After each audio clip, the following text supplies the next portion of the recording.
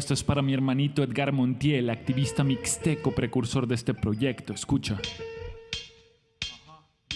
En Baja California, para elecciones del estado, habrá cuota indígena el próximo año. Cada partido está obligado a postular 8 candidatos indígenas, líderes comunitarios. Así que varios partidos impugnaron. No están de acuerdo en ceder así sus espacios. Quieren dar reversa cuando estamos avanzando. Les falla la transmisión, se resisten al cambio.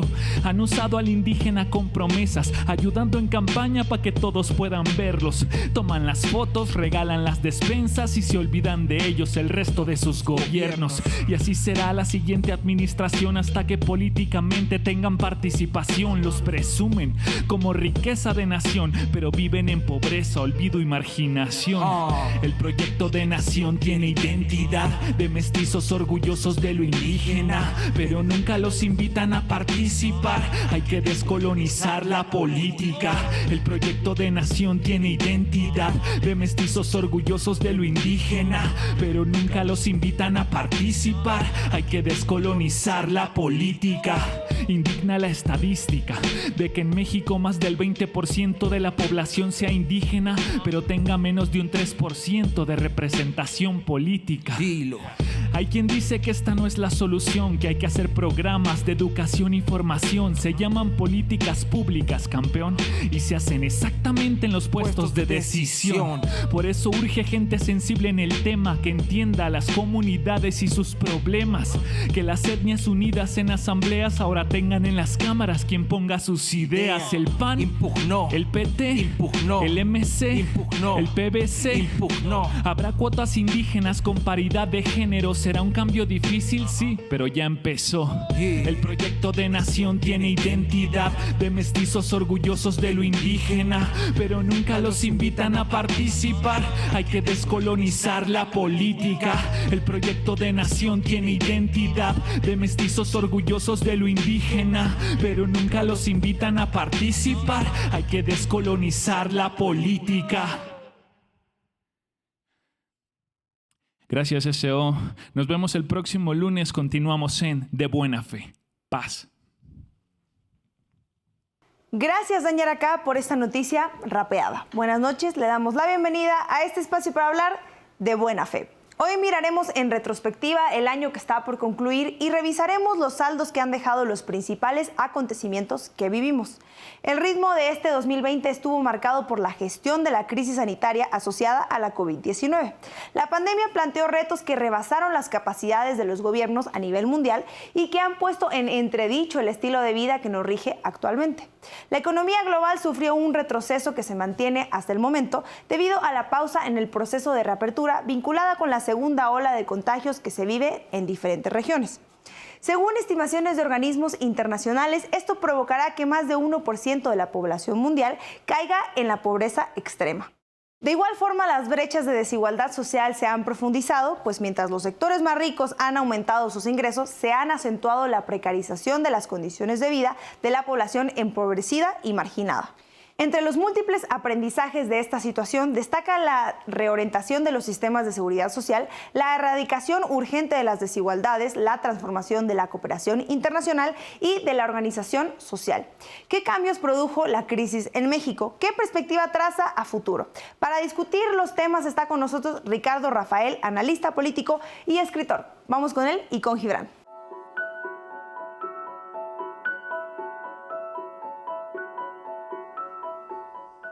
Buenas noches, amigas, amigos, enemigos y adversarios. Sean todos bienvenidos a esta conversación de buena fe. Siempre de buena fe. Seguimos siendo de buena fe, aunque a veces causemos polémica en redes, sobre todo Estefanía, con su sección con la mala fe, ha generado mucho ruido, porque no estamos acostumbrados a la crítica de medios en nuestro país, pero ya nos acostumbraremos. Hoy queremos distender un poco un poco ese ambiente y queremos retomar la conversación y para eso nos acompaña Ricardo Rafael. Ricardo, es un gusto tenerte acá. Gibran, te agradezco muchísimo este honor que me concedes. Me ha tocado la mayoría de las ocasiones jugar el papel de quien te entrevista. Me siento un poco raro, es como si me cambiaras. Ahora ya no vamos a jugar con las blancas, sino con... Siempre es complicado porque, bueno, a mí mismo me parece difícil salirme del rol de entrevistador. Porque no es eso lo que he querido hacer en De Buena Fe, pero inevitablemente es la dinámica que acaba surgiendo. A mí me gustaría retomar la conversación. Y no se entiende muchas veces, incluso el público mismo de Buena Fe me reclama, oye, es que hablas mucho, ¿no? Y se supone que estás entrevistando, entonces tampoco hemos logrado generar otra dinámica, así que sí, acabará siendo el entrevistado, pero... Ahora puedo cambiarte el papel, el anfitrión. Yo cuando soy anfitrión hablo mucho también. Sí, sí, a mí me gusta, por eso me gusta mucho ir a tus programas. Este año raro estuve ahí mientras estuviste con un programa, yendo frecuentemente. Entonces es una experiencia que también extrañaba, debo decirte. Y me gustaría que hiciéramos un balance de este año. Es raro, pero como que es uno de los años que sí duran un año. Si hay un ciclo que coincide, ojalá que no se extienda mucho más, pero por lo menos ya está en el horizonte la vacuna. Empezamos con la amenaza del coronavirus y cuándo llega a México y todo eso. Y terminamos el año, nuestro último programa, con la certeza de que la vacuna llega a México y se aplicará a personas de alto riesgo, personas vulnerables y personal sanitario. Fue un mal año para todos, ¿no? Dice Guadalupe Nete, la escritora, que esto no fue un año, fue un siglo. Y no sé si te ocurre a ti, pero tengo la sensación como si el tiempo se me hubiera vuelto plástico, ¿no? Como chicloso. Tengo incluso una mala medición de cuándo fue febrero y cuándo fue marzo y cuándo fue abril. Y me atrevo a decirte que este ha sido uno de los principales trastocamientos de la realidad. El tiempo se volvió distinto en su ritmo, en sus ciclos, en su capacidad de prever y quizá lo más grave de todo, se nos volvió incierto. Y déjame comenzar ahí con el primer problema de la dificultad. Nada más difícil para que una sociedad se coordine que la incertidumbre. Y este ha sido globalmente el año de la incertidumbre, ¿no? Decía Warren Buffett, multimillonario, que es la segunda fortuna más importante en Estados Unidos, parafraseando a Keynes, pero en sentido inverso, que en el mediano plazo todos estaríamos bien. ¿Te acuerdas que Keynes decía que todos estaríamos muertos? Pero en el corto plazo, ¿quién sabe? Y en efecto, cuando tienes tanta incertidumbre con el corto plazo, pues las empresas no saben si sobrevivir o no. Muchas cerraron. 1 millón de unidades económicas, se calcula, según el propio INEGI, desaparecieron en nuestro país. Si ves que además son las empresas más pequeñas, déjame poner en promedio 5 empleos por ese 1 millón de empresas, 5 millones de empleos se extinguieron. Tienes problemas de ingresos familiares muy importantes, pero también de egresos. La salud te genera implicaciones, quebranto en el bolsillo de las familias de manera muy importante. La inversión de inmediato, digamos, sobre todo en los sectores pues, que dejan más recursos al país, se ha detenido, todo lo que tiene que ver con exportaciones fundamentalmente. Y pues a esto no hay gobierno en el mundo, ninguno, que pueda suplir ese hoyo negro que se crea. Tú puedes arrojar cantidades ingentes de dinero de los bolsillos del contribuyente, hacer transferencias a los más necesitados, a las personas más vulnerables. No hay forma de paliar esta incertidumbre económica. Déjame comenzar con esa lógica. Es una calamidad. Si no hay manera de enfrentar, es una calamidad y todo lo que nos queda es enojarnos con Dios, si creemos en Dios, o con la estructura económica del mundo, con el sistema mundo, diría Wallerstein. Y es que es terrible que en medio de esta incertidumbre tenemos una certidumbre fundamental, que es que ganan los actores de siempre. Y me refiero en el mundo a dos en particular. El capital financiero, que tiene una resiliencia a prueba de pandemias, de balas, de guerras, se monta en todo eso. Y las farmacéuticas. Probablemente asistiremos a una reconcentración del capital en las grandes farmacéuticas, en los grupos más grandes, donde de por sí ya teníamos un oligopolio que va a quedar petrificado. No sé si para el final de los tiempos, pero se ha generado una distancia incluso en la capacidad de producir conocimiento. Esto ha sacado a relucir algunas de las principales virtudes del capitalismo, puede ser, como la competencia y la necesidad de innovación. Es cierto, tenemos, por ejemplo, en la vacuna de Pfizer, un medicamento, bueno, no es un medicamento propiamente, pero un tratamiento de la tecnología más avanzada. Y, desgraciadamente, viene a confirmar, además de esas pocas virtudes del capitalismo, todos sus defectos, porque vamos a tener decenas de millones de nuevos pobres en todo el mundo. Entonces, sí es una incertidumbre, pero seguramente una incertidumbre más para los de abajo, incluyendo los empresarios de abajo, ¿no? Que existen. Los que no son Pfizer. Sí, los que no son Pfizer, los que no son los que miden personalmente en el Producto Interno Bruto de un país, a ellos, que son la mayoría, les fue muy mal, ¿no? Hay esta incertidumbre, pero entre tanto hay una certidumbre en los huesos del esqueleto en el que está montado el mundo. Y quizá el público que nos ve es clase mediero, que es el que ve la televisión cultural habitualmente. Y creo que ahí puede haber otro tipo de consecuencias políticas también.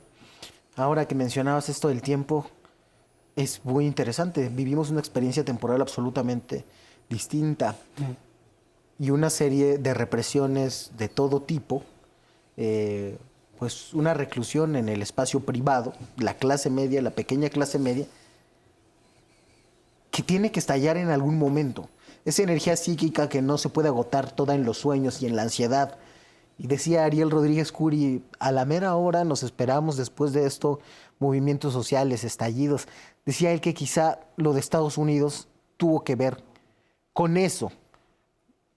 Pero probablemente todas esas condiciones, quiero ser optimista, no sé qué pienses tú, podrían colocarnos a la vera de una explosión de algo nuevo. Se reafirma esa estructura del mundo, pierden los de abajo. Y hay dos cosas que no teníamos, que es esa clase media recluida y una sensibilidad social que ahora ya está legitimada. Ahora hasta la derecha habla de proteger a los pobres. Hay en este ambiente y en estas burbujas que tú llamas de clase media, una frase recurrente en estas épocas decembrinas. Te habrá tocado escuchar decir, ahora sí, ya el coronavirus está alrededor de toda la gente que conozco. Es una de las expresiones que muestran con mayor nitidez la estructura de nuestro edificio social. Porque, en efecto, la primera ola de contagios, la que se da entre marzo, mayo, es de las personas que no pudieron dejar de trabajar, de asistir a su lugar de trabajo. Es decir, los que tuvieron que mantener su local pequeño abierto, los que no hubo patrón que les perdonara no asistir a su trabajo, son los jornaleros agrícolas, son las trabajadoras del hogar. Esa es la primera ola.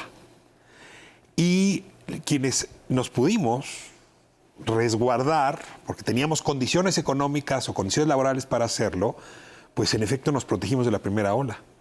¿Qué ocurre? Que en la segunda ola empieza a contagiarse, déjame pensar en el edificio, siempre lo hago así, en sus 10 pisos, ¿no? Entonces, la segunda ola pega del piso 6 hacia arriba. Por eso, la persona que vive en clase media ahora vea más, no es que los números sean tan distintos, aunque sí hay variaciones, pero tiene que ver con el estrato social. Así que si usted le tocó estar en la segunda ola, quiere decir que vive en los pisos del medio hacia arriba. Y me parece que esto gráficamente exhibe lo que estás diciendo, como las guerras, como la mayoría de las tragedias, pues donde hay mayor vulnerabilidad es donde las aguas suben más rápido, donde los ríos se desbordan y hacen más daño, donde los ciclones arrasan con el patrimonio de las familias. Y en ese sentido, si hubiésemos despertado un poco más sabios de este siglo 2020, pues queda claro que los mecanismos de solidaridad social, los mecanismos de solidaridad estatal, pues no están funcionando en el mundo, pero particularmente en sociedades, voy a poner como la mexicana, pero yo creo que el ejemplo estadounidense también lo vale, cuando el sistema, por ejemplo, de salud descobija tanto a tantos, pues evidentemente una pandemia de esto no puede hacer más que más daño. Me voy a permitir citarte, porque me dejó muy marcada una frase que te oí a mediados de año, cuando decías, es probable que estemos viviendo el cierre de un ciclo que comenzó en 2008, ¿no? Con toda la crisis de Lehman Brothers, y que dejó muchas heridas y muchos enojos, y que lo estemos viendo cerrarse ahora en 2020. Y yo creo que sí estamos viendo, coincidiría con Ariel Rodríguez, un levantamiento global de las personas más afectadas por la circunstancia.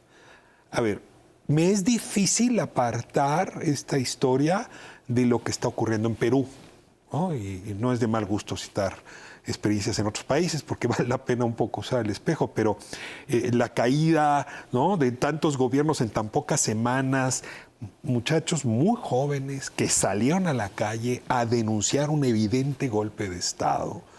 Y luego te mueves a Guatemala y resulta que también es una generación muy joven, la que salió a las calles también a reventar contra los actos autoritarios. Y si tú miras el comportamiento de estos movimientos, no es muy distinto del Black Lives Matter que estamos viendo en Estados Unidos. Y luego ya si me dejas, hay una serie de movimientos similares en todo el mundo.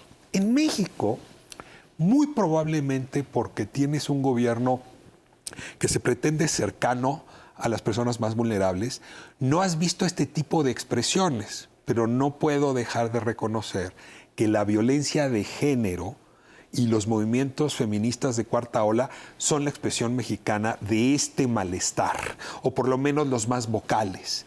Entonces, yo tengo la impresión de que todavía el confinamiento, Jimena, está inhibiendo la vista a lo que tú llamaste el cierre de ese ciclo 2008-2020.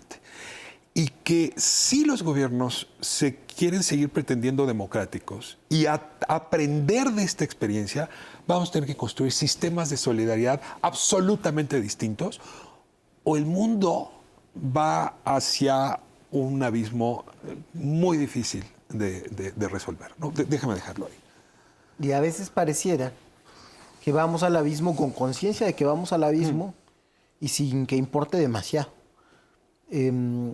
Estuvo hace algunas semanas aquí Zoé Robledo. La verdad yo lo veía muy preocupado por lo irrelevante que está haciendo el llamado urgente del gobierno federal, del gobierno de la Ciudad de México, para que la gente se quede en su casa. Y conversábamos que quizá hay una especie de nihilismo colectivo también. Yo me enfermaré, ¿no? Seguramente a todos nos va a dar, o de algo hay que morirse, etcétera, etcétera. Y podría ser preocupante, porque me lo pregunto yo también, digo, pensar que la disyuntiva es esa, o vamos al abismo, o hay una reinvención de los sistemas de solidaridad en nuestras sociedades. Es pensar un poco de manera optimista, porque diríamos muchos que la mayoría de seres humanos diría, pues al abismo no, reconstruyamos los pactos sociales. Pero en una de esas es una ilusión quizás similar a la que tenían algunos compañeros marxistas que veían en cada crisis la posibilidad de una revolución, porque se agudizaban las contradicciones sociales y en realidad todo seguía su marcha. Vamos a ir a un corte, pero me gustaría que regresáramos con una reflexión sobre eso. Adelante.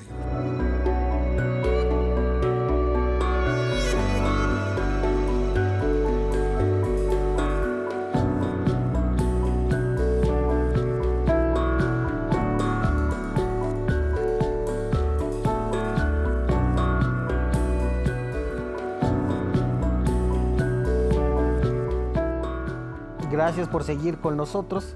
Estamos conversando de buena fe con Ricardo Rafael sobre el siglo 2020, un siglo muy complicado en que quizá caminamos al abismo, sabiendo que vamos al abismo y pensando que las cosas ahora sí deberían de cambiar, pero cambiarán. Digamos, desde luego que utilizar episodios de la historia fuera de contexto es no solo de mal gusto, sino puede ser equívoco, conducir al equívoco. Y sin embargo, esos episodios son los que nos permiten usar lentes para ver el futuro. La Primera y la Segunda Guerra me parece que podrían ser ejemplos a colocar en las fechas que tú citabas, 2008-2020. El fin de la Primera Guerra no llevó a los países, particularmente los europeos, a pensarse desde una construcción colectiva.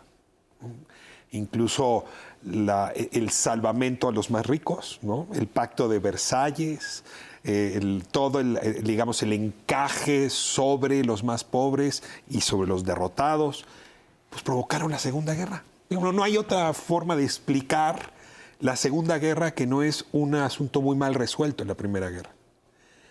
¿Qué pasó después de la Segunda Guerra? Cuando la generación de la Segunda Guerra tuvo ya a bien reflexionar, cuando Keynes, por cierto, que había participado muy críticamente del Pacto de Versalles, finalmente hizo que su voz se escuchara potentemente y ya no le tocó ver mucho de lo que se hizo, se construyó una forma de pensar el mundo muy distinta, ¿no? Claro. Se construyó la comunidad del carbono y del acero, que luego daría origen a la económica europea y a la Unión Europea. Se pensó toda la Carta de Derechos de la ONU, se pensaron los grandes pactos sociales, se construyeron los grandes sistemas, digamos, de cooperación en el capital y en el trabajo, se hizo una reforma a la fiscalidad muy importante para poder pagar educación de calidad, salud de calidad. A ver, la humanidad, Gibran, tiene antecedentes de aprendizaje. Si el símil lo puedo usar, te insisto, a riesgo de ser alevoso con su manipulación, 2008 y la crisis del 2008 es una crisis que resolvió los problemas al estilo Versalles, ¿no? Encajando los dientes más filosos sobre los más vulnerables. Creo que este año sí nos ha permitido imaginar que no puede el mundo seguir en esta ruta, con estos barrancos abriéndose o grietas abriéndose entre los más poderosos económica y políticamente y los más desfavorecidos, entre los privilegiados y los desposeídos. Y creo que también nos lleva a entender el papel que las instituciones, de las cuales formamos parte todos, los gobiernos, los estados, tendrían que jugar. Tienes razón, lo decías en el bloque anterior, que hay algunos grandes ganadores, ¿no? En México, por ejemplo, particularmente, yo sí lamento que la industria farmacéutica nacional haya quedado hecha pedazos, despedazada, no existe más, diga menos que logre vender fuera de México. Y que estas grandes empresas, pocas, ¿no? Sí estén concentrando un enorme poder. Pero al mismo tiempo, esto ocurre cuando estamos repensando el sistema de salud. Y si el nuevo sistema de salud no abreva de la experiencia 2020, no será un sistema de salud que funcione. Ya no podemos hablar de cómo era el sistema de salud del pasado. Es que tender un sistema de salud a partir de la experiencia del 2020. Y en ese sentido, pues sí espero que el optimismo no me gane, pero creo que a estas alturas el pesimismo es frivolidad.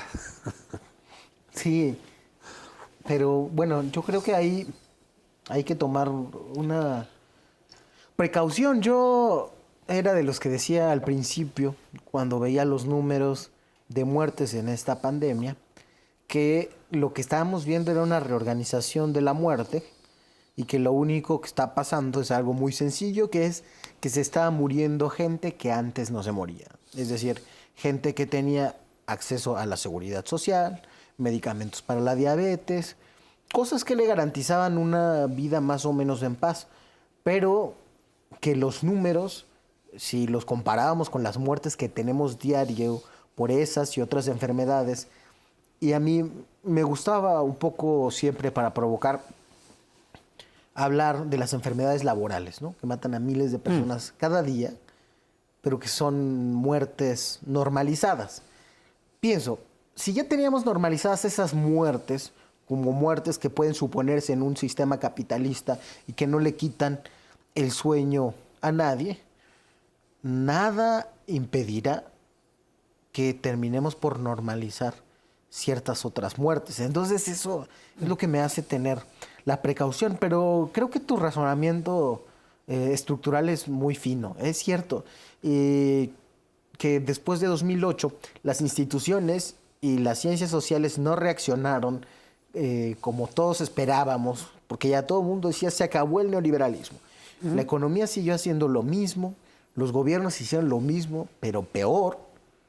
Pero sí tuvimos uno que otro Keynes y uno que otro Beveridge. Estoy pensando en Piketty, Sí, desde luego, en Mazzucato, una serie de autores que, bueno, salvo Piketty, que no han sido tan escuchados en México, que creo que representaría como corriente de pensamiento en nuestra región, sobre todo la CEPAL, que han ido avanzando un otro horizonte posible, que está hecho de renta básica universal, de pactos sociales que no necesariamente son los pactos laborales del pasado, pero que sí implican reformar al mundo del trabajo, de separar la seguridad social del empleo, una serie de propuestas en las que se va generando un cierto consenso en el ala progresista de la academia. ¿Hay alguna otra agenda, además de esa, que veas en la contienda política para la post-crisis? Sí, a mí me importa mucho, cuando hablamos de estos temas, subrayar la otra desigualdad. Porque tendemos, los que tenemos algún estudio de economía, a suponer que la peor de las desigualdades es la económica. Y desde luego que es fundamental. Pero la económica, en realidad, es pariente, como si fuera un jano bifronte, de la otra desigualdad, que es la discriminación, ¿no? Es decir, es la exclusión sistemática, ¿no? Asimétrica, injusta, que si bien muchas veces tiene que ver con el ingreso económico, otras veces tiene que ver con el color de la piel, con el sexo, con la región donde uno nació, con la religión a la que uno se adhiere, en fin.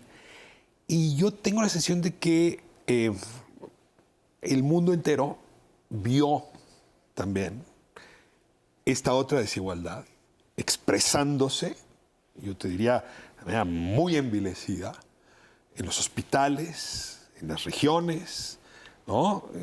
La cara de las instituciones. Cuando en México Latinobarómetro pregunta si esto es una democracia, la mayoría de la gente, 7 de cada 10, decían, por lo menos hasta que vi el último Latinobarómetro 2018, que esto no es una democracia, pues porque no somos iguales entre nosotros. O sea, si hay una idea de que la igualdad ante la ley y entre las personas es característica de la democracia.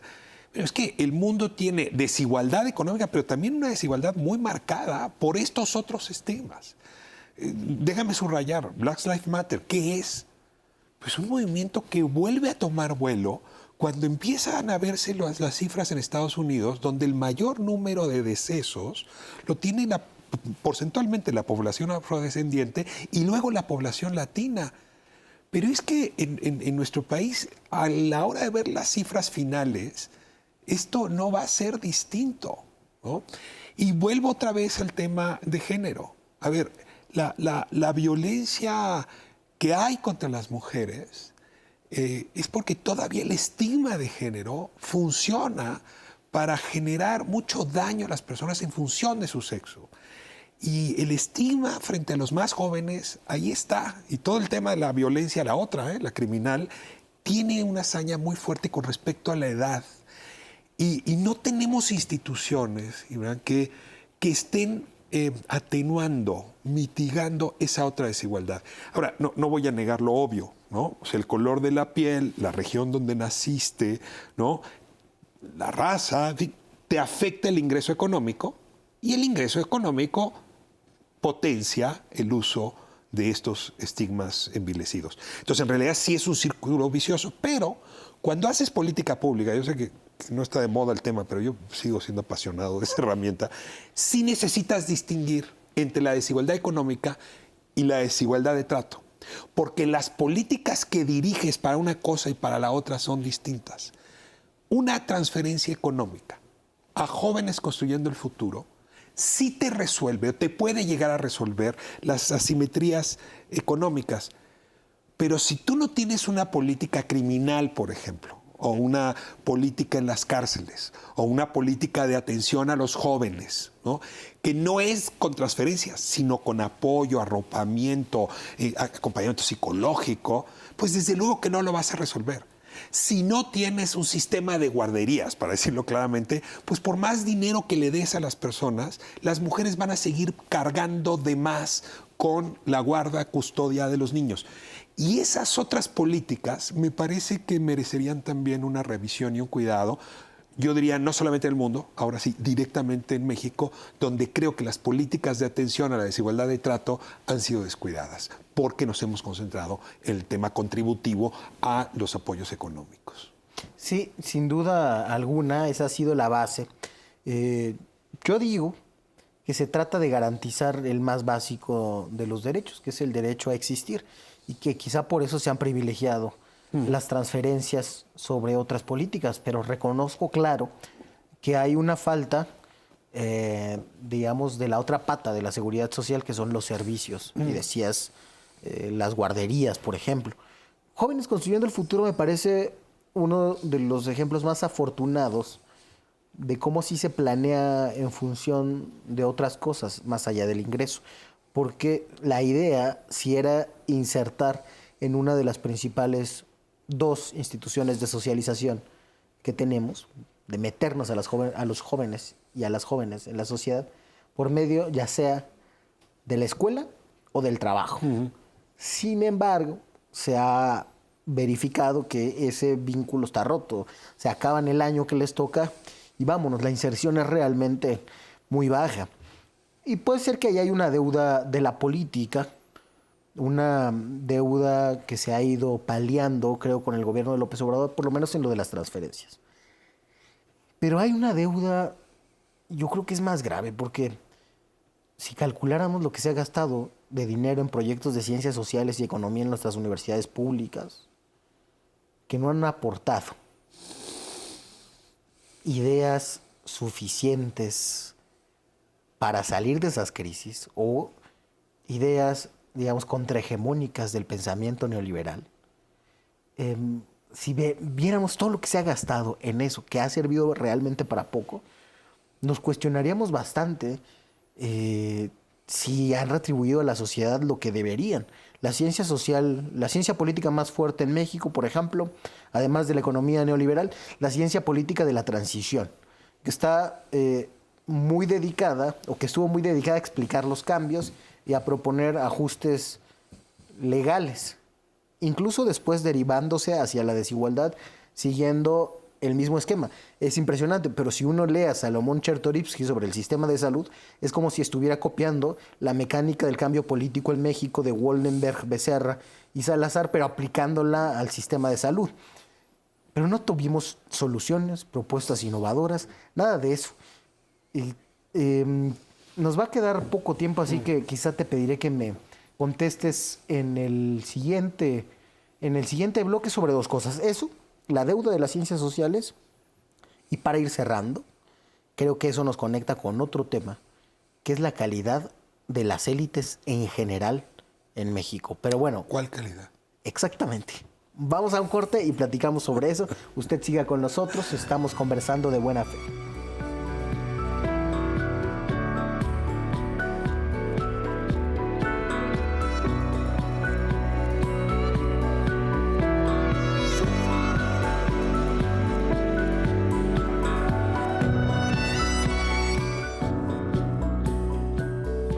Gracias por seguir con nosotros. Yo soy Gibran Ramírez y estoy conversando con Ricardo Rafael sobre el siglo 2020, este año larguísimo y terrible que nos ha tocado vivir. Y te decía yo que te iba a preguntar dos cosas, pero serán tres mejor. Muy bien. Una sobre Jóvenes Construyendo el Futuro, ¿qué falló además de la planeación? La segunda sobre nuestras ciencias sociales y la tercera, ¿cómo vamos a salir de ahí con las élites que tenemos? A ver, déjame dejarla de los jóvenes hacia el final porque me parece que merece una reflexión fina y déjame retomar la pregunta con la que cerraste hace un momento. A ver, primero una declaración personal. He sido un académico privilegiado que ha trabajado en varias de las mejores instituciones de ciencias sociales del país. Hoy soy funcionario de la UNAM y te diría, con mucho orgullo, color rojo, ¿no? También muy entusiasmado de ser parte del Instituto Politécnico Nacional, ¿no? En ese sentido, creo que me ha tocado ver de cerca a nuestras instituciones académicas y hay algunas a las que respeto mucho más que otras. Claro. Y sí, yo creo que el Poli tiene mucho que enseñar en esa dirección, porque sí es cierto que ha puesto el conocimiento y la ciencia al servicio y la técnica al servicio de su sociedad, lo cual no podría decirse de todas las instituciones. De la patria, Ricardo, de la patria. Así es. Ahora, en esta dirección, sí me atrevo a decirte que parte del problema no es tanto que se haya gastado mucho, sino que, como diría Piketty, nosotros los académicos vivimos el penthouse. A ver, no hay que enredarnos, ¿no? O sea, arriba de 35, 40 mil pesos mensuales se vive el penthouse, que cada profesor se haga cargo de cuánto gana. Y una vez que estás en el penthouse, pues cuesta mucho trabajo ponerte a hablar mal de tu vecino, aunque el señor Slim viva en el mejor departamento del penthouse y tú no. La verdad es que sí hay una inhibición y esto es una cosa de naturaleza humana. Estoy citando a Piketty, no estoy atacando a ningún colega, espero que no se sientan aludidos cuando toco este tema. Ahora, el siguiente problema en México es que el financiamiento para el trabajo de la investigación social, que nos ha permitido a muchos académicos tener un dinero extra, son investigaciones que generalmente estaban pagadas por el gobierno. Tú citabas ya un ejemplo. El Seguro Popular fue, estoy convencido, un muy mal diseño, muy mal ejecutado y que se merecía terminar como terminó. A mí me tocó participar en algún par de piezas periodísticas, justamente criticando al Seguro Popular. Te estoy hablando ya de hace varios años, 2010 creo que me tocó en el Universal trabajar estas investigaciones. Es una crítica muy fuerte.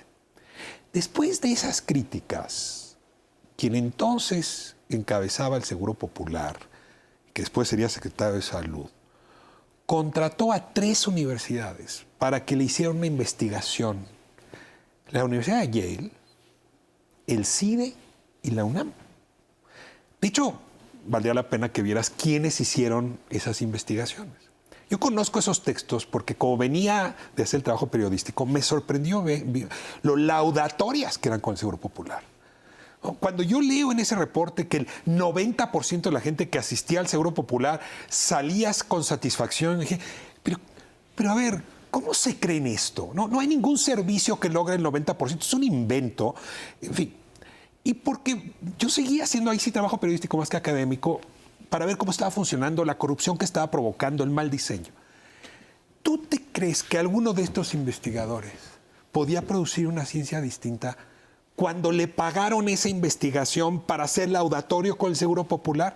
Bueno, este ejemplo que te acabo de poner, por favor, extiéndelo al tema de seguridad, lucha contra el narcotráfico, energía, etcétera. Creo que es urgente cortar la posibilidad de que estos departamentos de ciencias sociales cobren como consultoras encubiertas.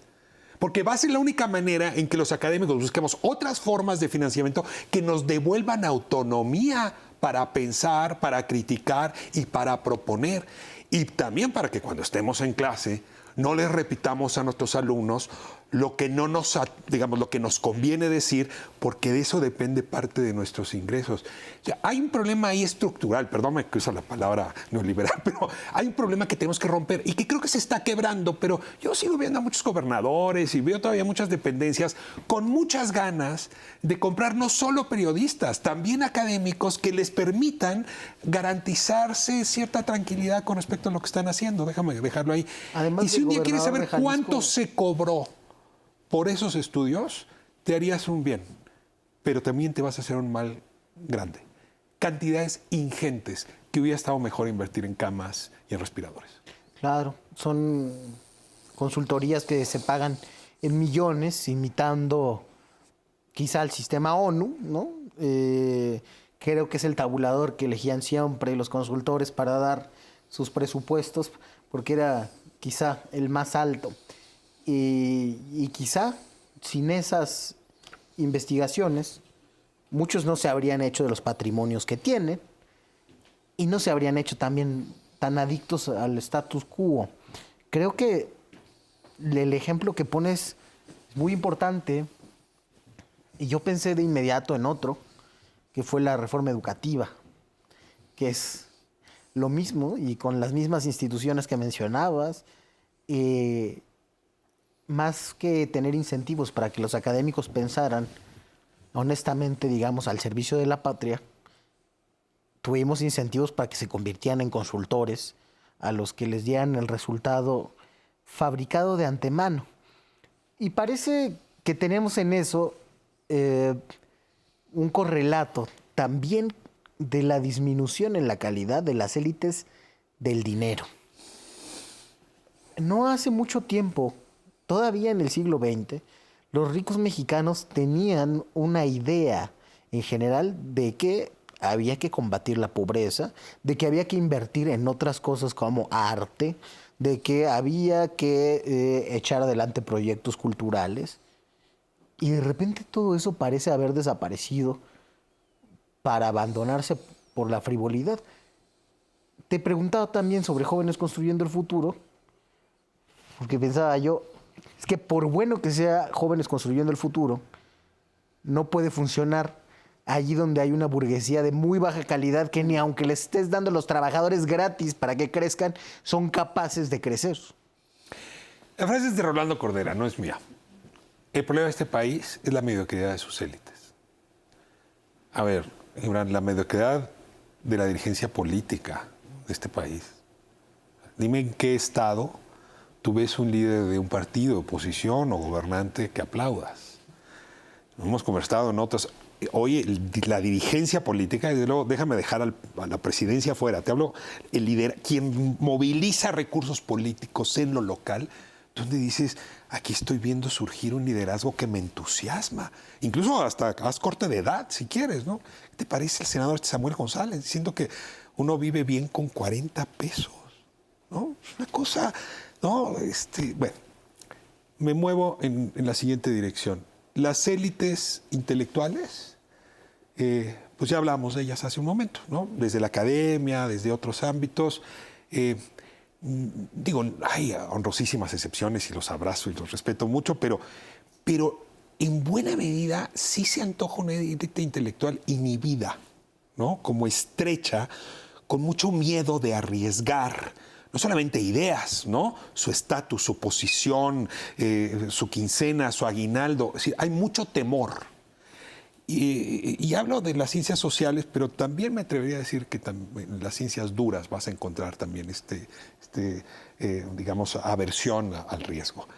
Y no habría por qué entonces considerar que las élites económicas, que de alguna manera no son, están casados y casadas con las otras élites, sean mejores. Y sí, a mí me afecta muchísimo ver un país, Gibran, que está pasando por su década clave. Porque si México hace lo que tiene que hacer en estos 10 años, de aquí al 2030, sí vamos a ser una de las 8 potencias del mundo, pero si nos equivocamos, vamos a dejar de ser un país de jóvenes pobres para ser un país de viejos pobres. Y perdón que te lo diga, pero ese sí no tiene remedio. Y ahí es donde yo me esperaba a las élites económicas, utilizando el principal recurso que tiene este país, que luego tenemos montañas bellísimas y muchas costas, pero el principal recurso son la cantidad de conexiones neuronales que existen en México. Porque tenemos una población grande y sobre todo porque tenemos una población en edad de trabajar. Ya regalamos parte de ese bono demográfico famoso a los Estados Unidos. Ya se lo regalamos en parte al crimen organizado. Este es el momento, no mañana, no dentro de 10 años, de que esa juventud la capacites. Y aquí déjame ser muy puntual. Cualquier reforma educativa pega en la siguiente generación. Necesitamos atender a esta generación. Es decir, que hoy la educación no es la pieza clave, es la capacitación. No hemos invertido un peso en capacitación. Por eso Jóvenes Construyendo el Futuro es una gran alternativa, porque permitía hacer un gran esfuerzo de capacitación para que esa población joven se incorporara a la economía productiva. El cálculo que no se podía hacer es con qué empresas cuentas para hacerlo. Las empresas que sí tienen experiencia en capacitar, que sí están entendiendo el cambio, sí están absorbiendo estos recursos y ha sido exitosísimo el programa. Pero las otras empresas que les tienen sin cuidado los recursos humanos y los jóvenes y el país y las cifras que te estoy dando, pues en efecto han fallado. Y yo creo que es aquí donde yo sí me esperaría del sector empresarial, de su liderazgo más joven, ¿eh? No estoy hablando de Claudio X González y esa generación, hablo del padre, ¿no? Sino la más joven, ¿no? Que sí estuvieran atentos a el recurso que se está desperdiciando o que se podría desperdiciar si no se le entra con todo a esta discusión. Y ahí sí me tragaría mis palabras, te diría, no habría mediocridad en esa élite. Ricardo, se nos acabó el tiempo. Muchas gracias por cerrar el año en De Buena Fe. No, para nada. Un gusto siempre. Usted y yo nos vemos hasta el próximo año. Pero mientras, quédese con Estefanía Veloz y La Mala Fe, que volverá a causar polémica, estoy seguro.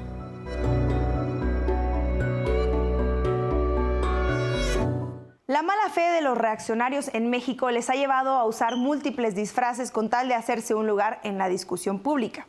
Algunas veces se han presentado como expertos epidemiólogos, otras como defensores de los derechos humanos y no ha faltado la ocasión en que se han denominado feministas a pesar de su conservadurismo. Y cuando ya de plano se les agota la imaginación, se enfundan en su piel más natural, la de payaso vagabundo. Para ellos no hay mejor representante que el comediante o periodista Víctor Trujillo, mejor conocido como Broso. Este personaje que se ha tomado muy literalmente la tesis de eterno retorno de las cosas, pues a pesar de que ha perdido toda credibilidad, vuelve vez tras vez a intentar engatusar al público con su discurso crítico. Salió recientemente a advertir sobre el uso electoral de las vacunas contra la COVID-19.